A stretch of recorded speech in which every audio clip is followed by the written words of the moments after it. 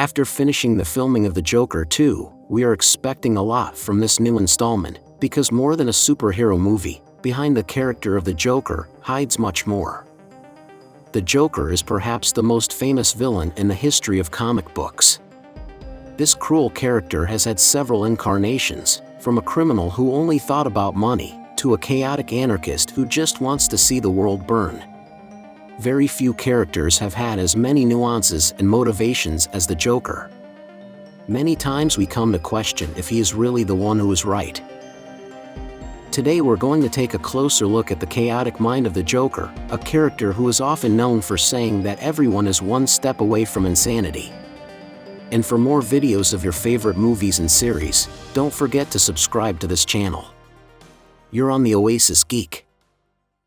There are several interpretations of this villain, but we will start talking about one of his possible origins, the one shown in The Killing Joke. In this movie, we are shown the story of this character before becoming the Joker.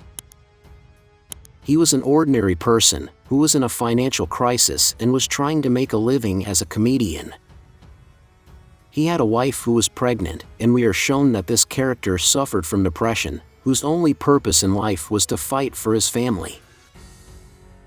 But everything changes when his wife has an accident and dies, thus simultaneously losing his son. That same day, for some reason he ends up in the worst possible place, along with several criminals who force him to participate in a crime. Unfortunately, he falls into a pool of acid that disfigures his face. This event, along with the death of his wife, led him to lose his mind, becoming completely insane, and turning into a criminal, or maybe this is what people think of him. The same happens in the Joker movie with Joaquin Phoenix, a mental patient who is driven to the brink of insanity by society, becoming a criminal because society itself has driven him to it.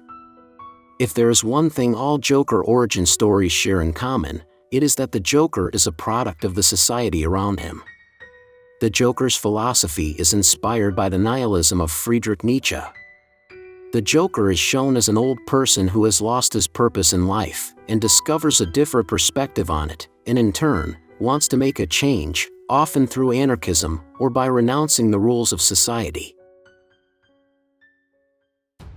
The Joker wishes to demonstrate that life itself has no purpose and that everything is a bad joke. This nihilistic perspective of the Joker makes him one of the most profound villains in the history of cinema, philosophically speaking. The Joker's story attempts to show that life is meaningless and that people hide behind masks, social norms, and constructs, which crumble when chaos is caused. It only takes one bad day to bring out the worst in someone. According to the Joker, we are all inherently bad animals, and it's all about a false social mask. He is obsessed with proving his philosophy by confronting Batman, who represents an opposite perspective, believing in the good of human beings, and how society can corrupt them. Throughout the story, the Joker commits horrors to try to get Batman to give in and kill him, which would mean that Batman has realized the cruelty of the world and the existence of hopeless people. The confrontation between Batman and the Joker is philosophical, between two opposing views of the world and human nature. Despite the horrors committed by the Joker, Batman stands firm in his stance and fights to rehabilitate his enemy, although at times he seems to be at the end of his rope. The relationship between Batman and the Joker is symbiotic. Despite being enemies, both characters need each other to exist, as they represent opposite extremes of justice and chaos. The Joker acts as Batman's dark reflection, pushing him to examine his own morality and limits.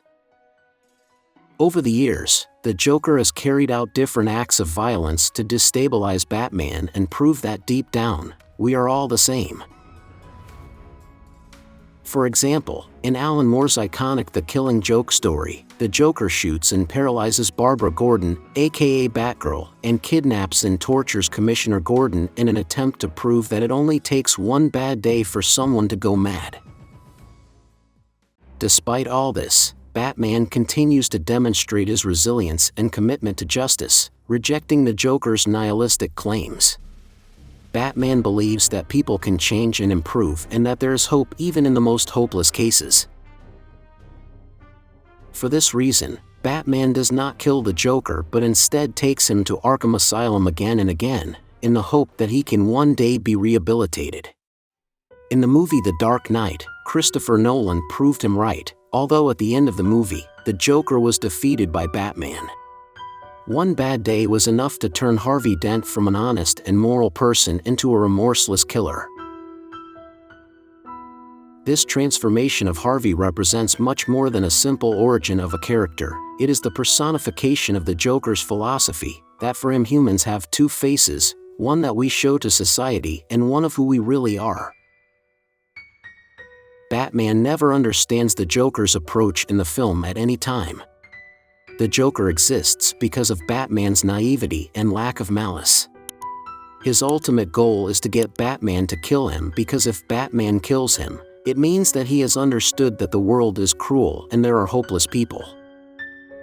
The Joker's nihilistic philosophy also plays a role in the 2019 Joker movie, starring Joaquin Phoenix. The story centers on Arthur Fleck, a mentally challenged man with a difficult life, who faces the cruelty and indifference of society. As the plot progresses, Arthur takes on the persona of the Joker and embraces the chaos, becoming a symbol for the underprivileged and marginalized of Gotham City. The Joker's nihilistic approach in this film is represented in his disdain for social structures, and the system that seems to be against him. Arthur finds a sense of power and liberation in his transformation into the Joker, and his character becomes an iconic figure, inspiring others to fight against oppression and injustice. In the second installment of this film, we will be able to see how the nihilistic philosophy, as well as the desire for destruction, takes over the Joker now that he has a partner. Harley Quinn could show in this film her descent into madness, as a psychiatrist who ends up falling in love with a murderer, and how becomes a criminal herself. But as in other installments of this universe, we need an archetype like Batman to be the counterpart of this philosophy. Perhaps the big surprise in Joker 2 is that Harley Quinn rejects the Joker's philosophy and joins the justice system. The Joker's philosophy is certainly a very interesting one, and we hope to see more of it in the new film. But tell me what are your thoughts on the Gotham Clowns ideas? And for more videos of your favorite series and movies, don't forget to subscribe to this channel. You're on the Oasis Geek.